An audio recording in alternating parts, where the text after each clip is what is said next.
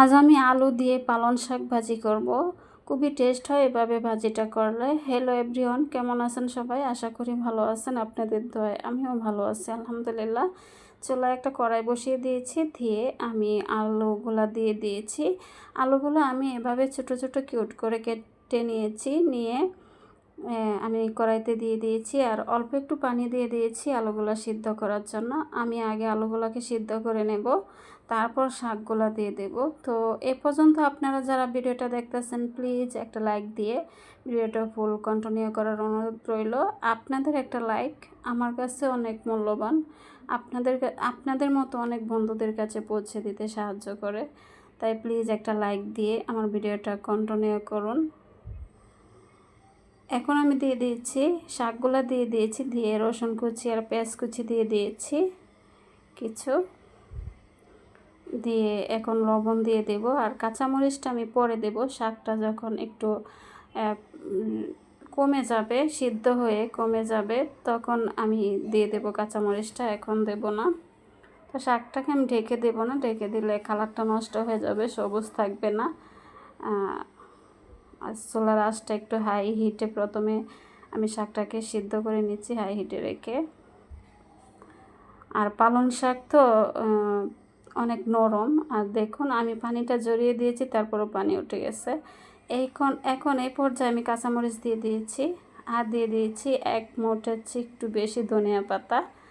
আর এই ধনিয়া পাতাটা দেওয়ার কারণে শাকটা এত মজা হয়েছিল খেতে, খুবই স্বাদ লেগেছিল খেতে। ধনিয়া পাতাটা শাকে দিয়েছি বলে খুব মজা হয়েছিল। তো আমি নেড়ে চেড়ে পানিটা ভালো করে শুকিয়ে নিচ্ছি, আর শাকটা সিদ্ধ হয়ে গেছে। এখন আমি ভালো করে পানিটা শুকিয়ে নিচ্ছি নেড়ে ছেড়ে দিয়ে। পানিটা শুকানো হয়ে গেছে।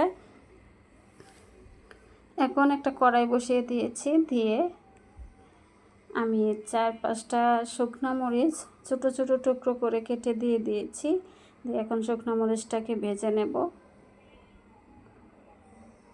শুকনো মরিচটা ভাজা প্রায় হয়ে গেছে। এখন দিয়ে দিয়েছি রসুন কুচি, আর দিয়ে দেব পেঁয়াজ কুচি, দিয়ে এটাকে ব্রাউন কালার করে ভেজে নেব।